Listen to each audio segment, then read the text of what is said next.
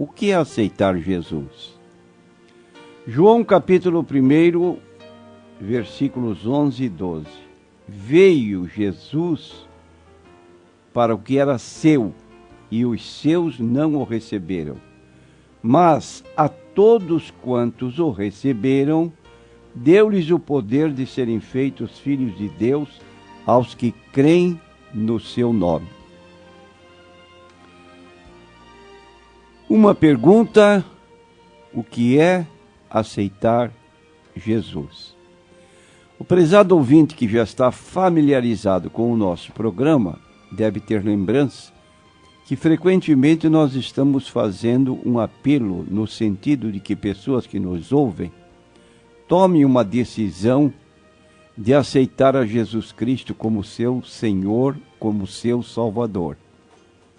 Mas entendemos que às vezes nem todas as pessoas estão familiarizadas com termos, com expressões evangélicas e fazem essa pergunta: o que é aceitar Jesus? Por que será que os crentes são tão insistentes para que nós aceitemos a Jesus? Então nós queremos explicar o que é aceitar Jesus.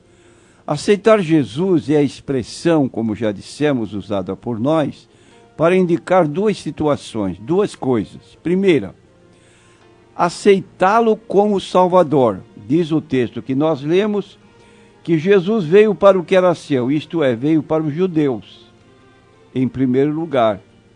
E os judeus não o receberam, pediram a sua crucificação, de modo que Jesus, depois de ressuscitado e antes de ascender aos céus, ele deu uma ordem, Marcos 16, 15 e 16, ide por todo o mundo e pregai o evangelho a toda criatura, quem crer e for batizado será salvo, mas quem não crer será condenado. Então, aceitar Jesus é o mesmo que recebê-lo, e que alcança o direito de ser chamado Filho de Deus, condição essa que não a temos quando nascemos. Porque há pessoas que dizem: eu já sou filho de Deus desde que nasci. Não. Você foi criado por Deus. Gênesis 1, 27. Criou Deus. Significando isso que nós todos temos como procedência Deus como nosso Criador. Agora, há essa condição de filhos que é um privilégio que se recebe, que está ao alcance de qualquer pessoa. Não existe uma classe especial de pessoas que diga que só nós podemos ser chamados Filho de Deus. O texto é bem claro: a todos quantos o receberam. Então eu preciso, você precisa, nós precisamos aceitar a Jesus como nosso Salvador. Explicamos isso. A pessoa, em primeiro lugar, para aceitar Jesus como Salvador, deve admitir que ele é um pecador. Senão não precisaria de um Salvador. E a Bíblia enfatiza que essa é a condição de todo ser humano. Romanos 3, 23. Todos pecaram e destituídos, separados estão da glória de Deus. Logo, pessoa nesta situação, que é comum, que é extensiva a todo ser humano, deve incontinente tomar essa decisão de reconhecer a sua situação para receber a salvação para a qual Jesus veio a este mundo. Em Lucas 19, versículo 10, ele disse: o Filho do Homem, que é ele próprio, veio buscar e salvar o que se havia perdido, que somos nós. E para nossa salvação, Jesus se submeteu ao sacrifício da cruz. E esse sacrifício que ele realizou por nós é suficiente para nos garantir a salvação. O apóstolo Pedro, na sua primeira carta, no capítulo 2, versículo 24, diz que Jesus levou em seu corpo os nossos pecados sobre o madeiro, sobre a cruz. Ele foi tirado da cruz, foi levado ao túmulo de José de Arimateia, que lhe foi emprestado, e ao terceiro dia ele ressuscitou corporalmente, apresentou seus discípulos que pensavam ser ele um espírito glorificado, um tipo de fantasma, e Jesus os tranquilizou, dizendo: apalpai-me, vede que um espírito não tem carne nem ossos como vedes que eu tenho. Então conclui o apóstolo Paulo em Romanos 4:25, que ele morreu por nossos pecados e ressuscitou para nossa justificação. Essas declarações que estamos fazendo com base na Bíblia nos mostram que a pessoa que toma essa providência, que aceita Jesus como Salvador, ele não necessitará da intervenção ou intercessão de qualquer outra pessoa, por mais privilegiada que esta pessoa possa parecer. Daí porque nós enfatizamos, é Cristo o único que nos pode salvar. E isso não estamos falando por iniciativa nossa, porque o apóstolo Pedro, no livro de Atos, no capítulo 4 e no versículo 12, ele mesmo afirmou para uma multidão: e não há salvação em nenhum outro, porque abaixo do céu não existe outro nome pelo qual devamos ser salvos. Com respeito a qualquer religião que possa diferir ou possa discordar, nós afirmamos: salvação é preciso aceitar o Senhor Jesus Cristo. Por isso ele diz também: eu sou o caminho e a verdade e a vida, e ninguém vem ao Pai senão por mim. Eu disse que é preciso aceitar o Senhor Jesus Cristo, e isso indica duas coisas, duas providências. A primeira, que já temos exposto, aceitá-lo como Salvador. E a segunda? A segunda é aceitá-lo como Senhor. Neste segundo passo, a pessoa estará renunciando sua vontade pessoal para seguir a vontade do Senhor Jesus Cristo, exarada, exposta na Bíblia Sagrada.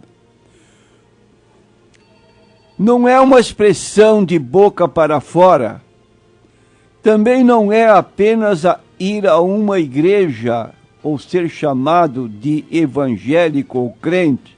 Envolve uma completa submissão ao Senhor Jesus Cristo e à sua palavra que está na Bíblia Sagrada. Vós sereis meus amigos se fizerdes o que eu vos mando. Então a Bíblia recomenda que nós aceitemos Jesus como Salvador e como também como Senhor. Ele é o Senhor absoluto da nossa vida. Ele disse: se alguém quiser vir após mim, negue-se a si mesmo, toma a sua cruz e siga-me. Quem procurar ganhar a sua vida, perdê-la-á, mas quem a perder por amor de mim e do Evangelho, esse a ganhará, e que aproveitará o homem ganhar o mundo inteiro se perder a sua alma? Mas talvez, meu prezado ouvinte, você esteja dizendo: quem é Jesus? Em primeiro lugar, quero dizer que este nome, Jesus, foi dado pelo anjo Gabriel a Maria quando a criança estava para nascer. Está no livro de Mateus, capítulo 1, e no versículo 21, ela foi orientada: dará à luz um filho e chamarás o seu nome Jesus, porque ele salvará o seu povo dos seus pecados. Não existe outro nome. É Jesus apenas que nos salva. E ele é uma personalidade histórica, mas não é apenas isso. Também não é alguém para ser lembrado apenas em datas comemorativas como Natal, como na Semana Santa. Não. Jesus é o Filho de Deus, como diz João, capítulo 1, versículo 1. No princípio era o Verbo. O Verbo estava com Deus e o Verbo era Deus. Esta palavra verbo se refere ao Senhor Jesus Cristo, do grego logos, que significa também a palavra.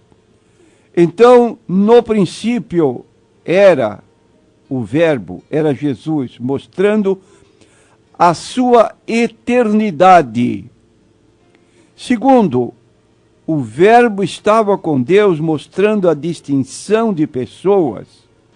O Pai não era o Filho não era o Pai, eram duas pessoas distintas.